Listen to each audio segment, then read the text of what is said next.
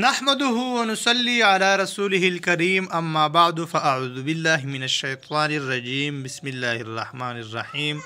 رمضان المبارک کے حوالے سے آج کی ویڈیو میں تفصیل کے ساتھ بات ہوگی، لہٰذا تمام تر مسلمین سے یہی درخواست کرتا ہوں کہ آج کی ویڈیو کو آخر تک لازمی اور توجہ کے ساتھ سنیے، کیونکہ رمضان المبارک کے مہینے کی جتنے فوائد ہیں اس کے حوالے سے جاننا ہم سب کے لیے انتہائی ضروری ہے، اور اسے جاننے میں ہم سب کی کافی زیادہ کامیابی بھی ہے۔ بسم اللہ الرحمن الرحیم۔ رمضان خطبہ اول، رحمت کا مہینہ۔ ماہ رمضان سراسر خیر و برکت، رحمت، مغفرت کا مہینہ ہے۔ خاص واقعات جو اس ماہ میں پیش آئے ہیں: 3 رمضان المبارک کو حضرت فاطمہ الزہرا رضی اللہ تعالی عنہا کا انتقال ہوا۔ 10 رمضان المبارک میں محمد بن قاسم فرشتہ رحمت بن کر سندھ آئے اور راجہ داہر ہندو اور اس کے لشکر کا مقابلہ کیا اور ملتان تک اسلام کا جھنڈا لہرایا گیا۔ نمبر 11 رمضان المبارک آپ صلی اللہ علیہ وسلم فتح مکہ کے لیے روانہ ہوئے اور 20 رمضان 7 ہجری مکہ فتح ہوا۔ 360 بت اللہ کے پاک گھر میں رکھے ہوئے تھے، گرائے توڑے گئے اور اللہ کے گھر کو صرف اللہ کی اطاعت و بندگی کے لیے صاف کر دیا گیا۔ 10 یا 11 رمضان المبارک میں حضرت خدیجہ الکبریٰ رضی اللہ تعالی عنہا کا انتقال ہوا۔ 15 رمضان المبارک میں شہید کربلا حضرت حسین رضی اللہ تعالی عنہ کی ولادت ہوئی اور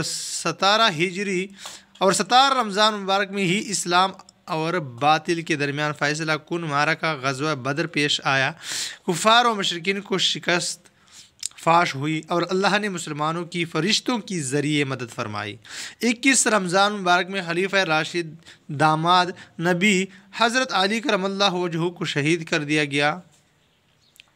خلیفہ راشد داماد نبی صلی اللہ علیہ وسلم، جو کہ نبی اکرم صلی اللہ علیہ وسلم کا داماد تھا، حضرت علی کرم اللہ وجہہ کو شہید کر دیا گیا، اور اس میں سرغن خوارج تھے اور یہ اسلام اور مسلمانوں کے خلاف زبردست سازش تھی۔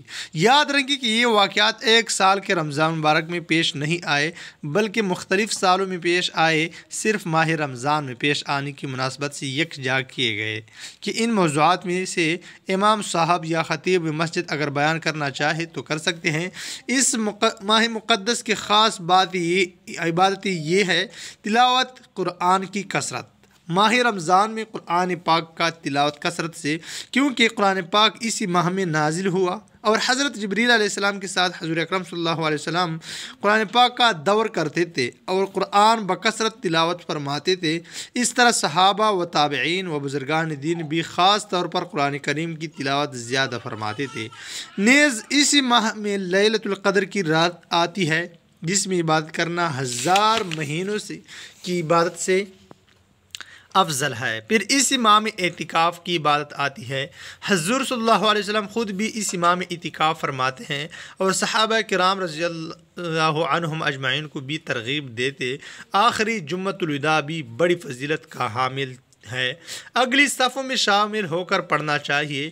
آخر رمضان میں صدقہ فطر میں بھی بہت بڑی فضیلت ہے، اور آخری رات عید کی جس کو لیلۃ الجائز کہا گیا، اس رات بھی عبادت کرنا بڑا ثواب ہے۔ بہرحال یہ مقدس مہینہ ہے اسلام کے اہم ترین اور باعظمت رکن روزہ کے پورا ہونے کا ذریعہ اور مسلمانوں کے لیے رضا الہی حاصل کرنے اور قرب خداوندی حاصل کرنے کا موقع ہوتا ہے۔ اس ماہ کو نزول قرآن کی ابتدا کا شرف حاصل ہے۔ اس ماہ کی صحیح قدر کرنی چاہیے، اس کے حقوق کی ادائیگی کوشش کرنی چاہیے، اللہ کی اس دولت بے بہا کو خوب لوٹنا چاہیے۔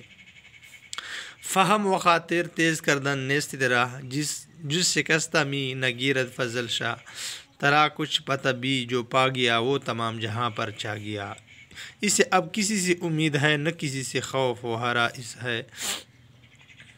ماہ رمضان مبارک رحمت، خیر و برکت، مغفرت، دوزخ سے خلاصی و سلامتی حاصل کرنے کا مہینہ، اللہ کو راضی کرنے کا مہینہ۔ اللہ رب العزت فرماتے ہیں: شہر رمضان الذی انزل فیہ القرآن ھدی للناس وبینات من الھدی والفرقان فمن شہد منکم الشہر فلیصمہ۔ قرآن و روزہ کے متعلق ہے ترجمہ: ماہ رمضان کا مہینہ وہ ہے جس میں قرآن نازل کیا گیا، جو لوگوں کے لیے ہدایت کا ذریعہ ہے اور واضح نشانیاں ہدایت اور حق و باطل کے درمیان فرق کی ہے۔ جو شخص اس ماہ میں موجود ہو اس کو چاہیے کہ وہ اس میں روزہ رکھے۔ روزہ کی فرضیت، ارشاد باری تعالیٰ ہے: یا ایھا الذین آمنوا کتب علیکم الصیام کما کتب علی الذین من قبلکم لعلکم تتقون۔ روزہ کی فرضیت بیان کی گئی ہے۔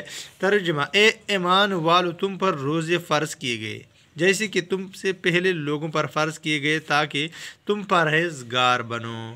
فضیلت ماہ رمضان: ماہ رمضان قس قدر رحمت و برکت خیر کا مہینہ ہے۔ دیکھیے حضرت ابو ہریرہ رضی اللہ تعالیٰ عنہ سے راوی ہے کہ رسول کریم صلی اللہ علیہ وسلم نے فرمایا کہ جب ماہ رمضان شروع ہوتا ہے تو آسمان کے دروازے کھولے جاتے ہیں اور دوزخ کے دروازے بند کر دیے جاتے ہیں، نیز شیاطین کو قید کر دیا جاتا ہے، اور ایک روایت کے الفاظ یہ ہے کہ رحمت کے دروازے کھول دیے جاتے ہیں۔ تشریح: آسمان کے دروازے کھول دیے جاتے ہیں کا مطلب یہ ہے کہ اس ماہ مقدس کی شروع ہوتی ہی باری تعالیٰ کی رحمت پہ در پہ نازل ہونا شروع ہو جاتی ہے اور بندوں کے اعمال نیک بغیر کسی معنی و رکاوٹ کے قبول ہوتے ہیں۔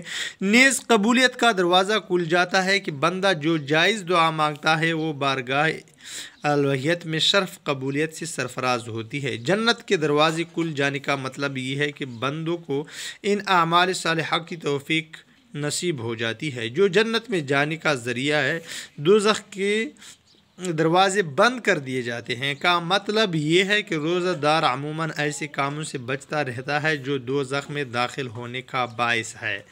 روزہ دار جب کبیرہ گناہوں سے بچتا ہے تو صغیرہ گناہ روزہ کی برکت سے بخش دیے جاتے ہیں۔ شیاطین جو سرکش و سرغنہ ہوتے ہیں ان کو زنجیروں میں باندھ دیا جاتا ہے اور ان کی وہ قوت سلب کر لی جاتی ہے جس کی وجہ سے وہ بندوں کو بہکانے پر قادر ہوتا ہے۔ روزہ کی وجہ سے انسان کی قوت حیوانیہ مغلوب ہو جاتی ہے جو غیظ و غضب اور شہوت کی جڑ ہے اور طرح طرح کے گناہوں کا باعث ہوتی ہے۔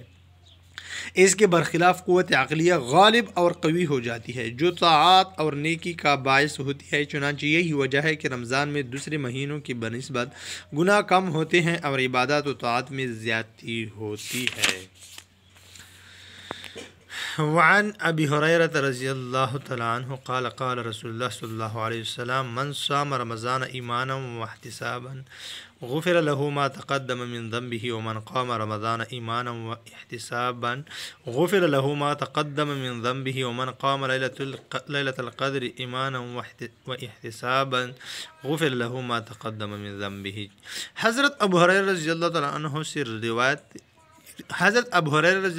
روایت کرتے ہیں کہ فرمایا رسول اللہ صلی اللہ علیہ وسلم نے: جس شخص نے ایمان کے ساتھ یعنی شریعت کو سچ جانتے ہوئے فرضیت رمضان کا اعتقاد رکھتے ہوئے اور طلب ثواب کی خاطر یعنی کسی خوف یا ریا کے طور پر نہیں بلکہ خالصۃ اللہ کے لیے رمضان کا روزہ رکھا تو اس کے وہ گناہ بخش دیے جائیں گے جو اس نے پہلے کیے تھے۔ نیز جو شخص ایمان کے ساتھ اور طلب ثواب کی خاطر رمضان میں کھڑا ہو تو اس کے وہ گناہ بخش دیے جائیں گے جو اس نے پہلے کیے تھے۔ اسی طرح جو شخص شب قدر میں ایمان کے ساتھ یعنی شب قدر کی حقیقت کا ایمان و اعتقاد رکھتے ہوئے اور طلب ثواب کی خاطر عبادات کے لیے کھڑا ہو تو اس کے وہ گناہ بخش دیے جائیں گے جو اس نے پہلے کیے تھے۔ بخاری و مسلم۔ گناہوں کی معاف ہونے کا مطلب صغیرہ گناہ ہے جو معاف ہو جاتا ہے، کبیرہ گناہ بھی توبہ سے معاف ہو جاتے ہیں۔